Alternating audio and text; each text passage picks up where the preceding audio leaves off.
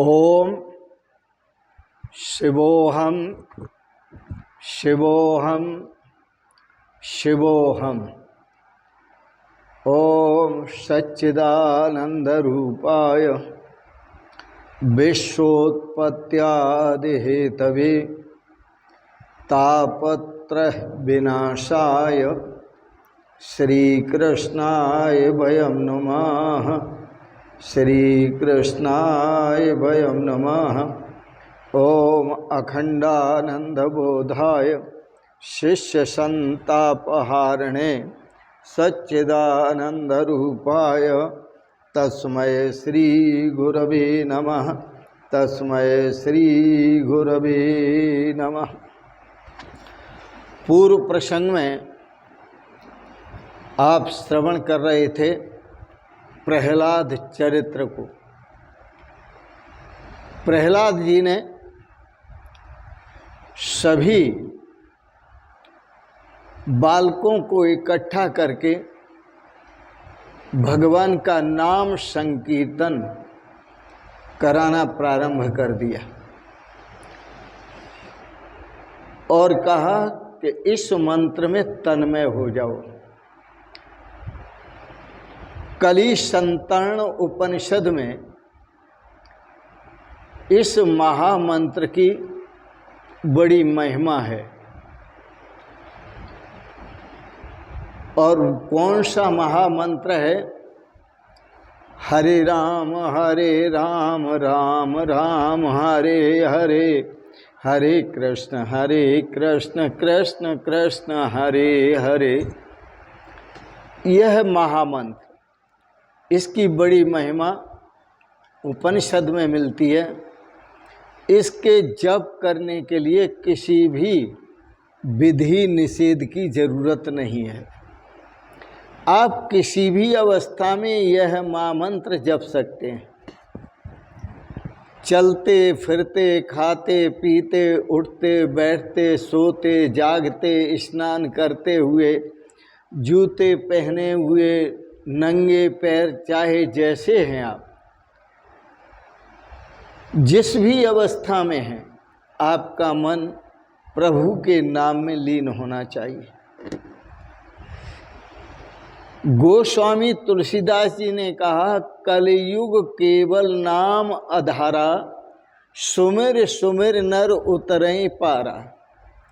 इस कलयुग में भवसागर से पार जाने के लिए एक नाम ही आधार है, जिसको सुमिर सुमिर कर मनुष्य भवसागर से पार जाते हैं। सभी बालक तालियां बजा बजा कर हरे राम राम राम हरे हरे, हरे कृष्ण कृष्ण कृष्ण हरे हरे, तालियां बजा बजा कर कीर्तन करने लगे। कथा में कीर्तन की भी बहुत आवश्यकता है। जब श्रीमद् भागवत की कथा करो, रामचरितमानस की कथा करो या और कोई भी कथा करो, कीर्तन का बहुत महत्व है। कीर्तन के बिना कथा पूर्ण नहीं होती। कीर्तन से पाप जलते हैं, नष्ट होते हैं, अंतःकरण हृदय विशुद्ध होता है, परम पवित्र होता है।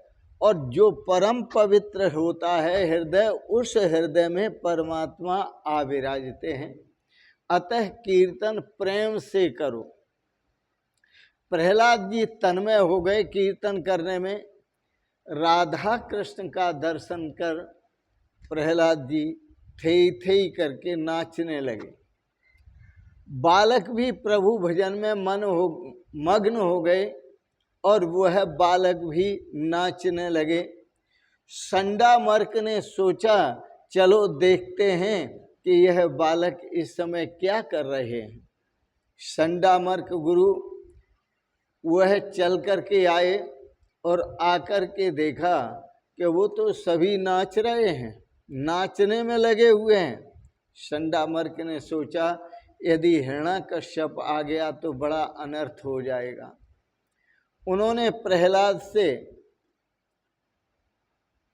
कहा कि यह क्या ऊधम मचा रखा है।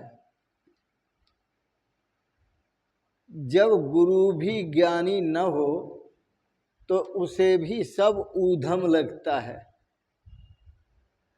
और जब गुरु ज्ञानी होता है तो वह भगवान के परम भक्तों का दर्शन करता है, भगवान के नाम का दर्शन करता है। उन्होंने प्रहलाद से कहा, यह क्या ऊधम मचा रखा है, बंद करो, सब भजन करना बंद करो।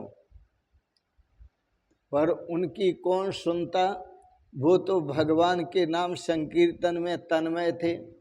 तो श्री कृष्ण से जा लगा था, उनका मन तो श्री कृष्ण में मग्न था, श्री कृष्ण में डूबा हुआ था, राम जी में डूबा हुआ था, वो किसी की नहीं सुनते।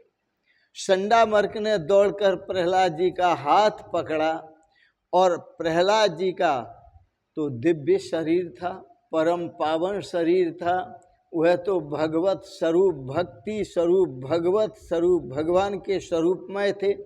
संडामर्क ने उनका जैसे स्पर्श किया, वैसे संडामर्क भी हरे कृष्ण कृष्ण कृष्ण हरे हरे, हरे राम राम राम हरे हरे, वो भी नाचने लगे।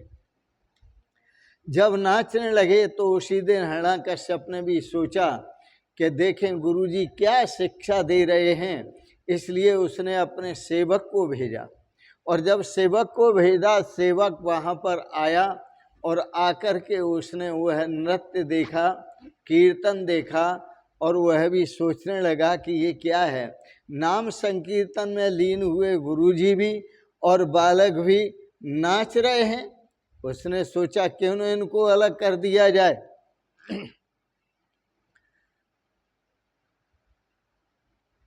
सेवक ने गुरुजी का हाथ पकड़कर उन्हें आसन पर बिठाने का प्रयत्न किया, लेकिन गुरुजी का भी हाथ पकड़ते ही वह सेवक भी भगवान का नाम संकीर्तन करने लगा और वह भी नाचने लगा।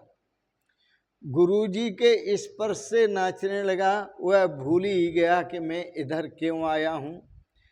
महाराज, सत्संग की बड़ी महिमा है, नाम की बड़ी महिमा है। नाम उधारे अमित खल, नाम की इतनी बड़ी महिमा है कि संसार सागर से अनंत दुष्टों का उद्धार नाम ने ही किया है। सेवक को देरी हो गई लौटने में, तो दूसरा सेवक भेजा, और जब दूसरा सेवक भेजा तो वहाँ सेवक आया तो देखा सब कीर्तन करने में पागल हो रहे हैं, नाच रहे हैं। भजन मंडली से किसी भी व्यक्ति का स्पर्श जो करता है वही नाचने लगता है। उसने अपने जो सेवक साथी था उसको पकड़ के कहा, रे तू भी इनके साथ, मन में था क्या कहना है कि तू भी इनके साथ पागल हो गया है, लेकिन वो भी पागल हो गया, वो भी नाचने लगा। इस प्रकार राजा जिस सेवक को भेजता वो सब नाचने लगते, क्योंकि स्पर्श होता। बिजली का केंद्र एक होता है और उस एक केंद्र से बिजली सप्लाई होती है, एक खंभे पर, दूसरे खंभे पर, तीसरे खंभे पर, चौथे खंभे पर, और लाइटें लगाते जाओ तो सब जलती जाएंगी, क्योंकि जहाँ तक खंभा कोई भी हो पर केंद्र तो हुआ है। तो इसी प्रकार से केंद्र तो हैं प्रहलाद जी। अब प्रहलाद का स्पर्श जिन जिन बालकों ने किया और कीर्तन किया उनके साथ, उनको ऐसा करंट लगा कि वो भगवान का नाम संकीर्तन करते हैं और नाचते हैं। सब कीर्तन में लीन हो गए, सेवक भी कीर्तन में लीन हो गए। वह देखा, राजा खुद चल करके आया और उसने देखा, जब देख करके अरे महाराज आग बबूला हो गया। उसने नाचने वालों से किसी एक का हाथ पकड़कर नीचे बिठा दिया। कहा, ये क्या कर रहे हो? राजा को उस भक्त के नाम संकीर्तन करने वाले भक्त का स्पर्श होने पर भी उसके अंदर प्रकाश नहीं हुआ, कुछ नहीं हुआ, क्योंकि वह तो बिजली के फ्यूज बल्ब की तरह था। जैसे बल्ब फ्यूज होता है, करंट तो जाता है परंतु वह प्रकाशित नहीं होता, उसमें प्रकाश नहीं जलता।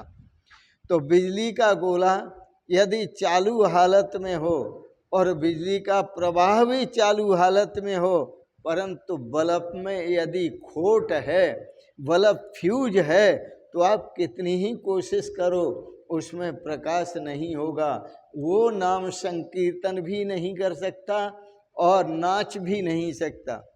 भजन कीर्तन रुक गया। जब भजन कीर्तन रुक गया तो गुरुजी ने राजा को सारी बात बताई, तो वह क्रोधित हो गया और प्रहलाद से कहने लगा, अब भी मेरे शत्रु का तुम नाम संकीर्तन कर रहे हो। दुष्ट दुर्बुद्धि पुरुष जो होता है वो भगवान को भी अपना शत्रु मानता है। कहता है प्रहलाद से, अब भी तुम मेरे शत्रु का नाम संकीर्तन कर रहे हो, विष्णु का। जगत में मेरे सिवाय भला कौन बलवान है, कौन ईश्वर है? अरे मेरे सिवाय कोई ईश्वर ही नहीं है। और गुस्से में बोला, दुष्ट, आज तुझे मैं मार डालूंगा। प्रहलाद को कहा, आज तुझे मैं मार डालूंगा, आज नहीं छोड़ूंगा। इस कथानक से, इस प्रसंग से आप ऐसा समझो कि जो दुष्ट दुर्बुद्धि पुरुष होते हैं उनका जो सिद्धांत होता है वो होता है नंग बड़े परमेश्वर से। वो ये मानते हैं कि जो नंगा आदमी होता है, पतित होता है, नीच होता है, दुष्ट होता है, दुर्बुद्धि होता है, वह निर्दयी होता है, वो ये मानता है कि हम नंगा हैं और नंगा जो है वो परमेश्वर से भी बड़े हैं। और वही हाल यहाँ हिरण्यकश्यप का है कि हिरण्यकश्यप कहता है कि मेरे सिवाय कोई दूसरा ईश्वर नहीं है। अरे आज तुझे मैं मार डालूंगा, तुझे छोड़ूंगा नहीं।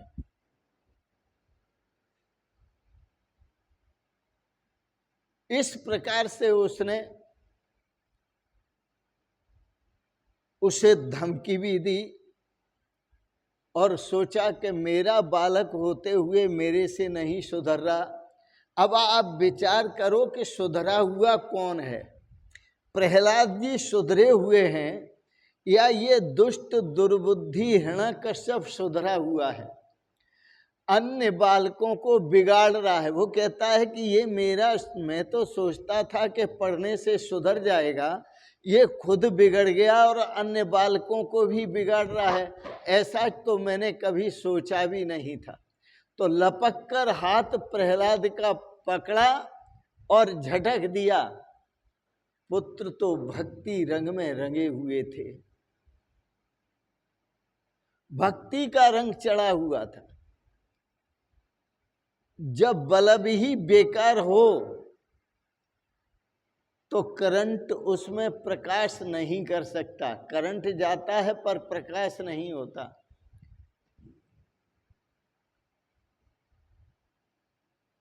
वह करंट प्रहलाद जी के अंदर भरपूर प्रकाश है परमात्मा का, लेकिन प्रहलाद जी का हाथ पकड़कर झटकने पर भी उसको करंट नहीं लगा। मैंने कहा क्योंकि वह फ्यूज बल्ब था। तो जो विफ्यूज बल्ब होता है, भगवान का प्रकाश उसके अंदर नहीं होता है। जो बल्ब सही होता है, दुरुस्त होता है, बढ़िया होता है, कंप्लीट होता है, हर तरह से उस बल्ब में वह बल्ब प्रकाश स्वयं प्रकाशित होता है और जहाँ भी प्रकाशित होता है वहाँ सबको प्रकाशित कर देता है। आज के प्रसंग को यहीं विराम देंगे। तो अब आप अपना विचार करें कि आपने फ्यूज बल्ब बनना है या सुधरा हुआ अच्छा बल्ब बनना है। अच्छा बल्ब बनोगे तो आपके अंदर भी नाम का प्रकाश होगा, भगवान का प्रकाश होगा, स्वरूप का प्रकाश होगा, चेतन का प्रकाश होगा, परम शांति का प्रकाश होगा, परम सुख का प्रकाश होगा, परम आनंद का प्रकाश होगा। नेक बने और एक बने, विभक्तेषु अविभक्तम, सब में विभक्त परमात्मा का दर्शन करें। इन शब्दों के साथ ही वाणी को विराम देते हुए और आप सबको बहुत बहुत शुभकामनाएं। भगवान आपको सपरिवार सदा स्वस्थ और सुखी रखे। इन शब्दों के साथ साथ आपको बहुत बहुत शुभकामनाएं, बहुत बहुत आशीर्वाद और बहुत बहुत प्रणाम प्रणाम प्रणाम। शिवोहम शिवोहम शिवोहम।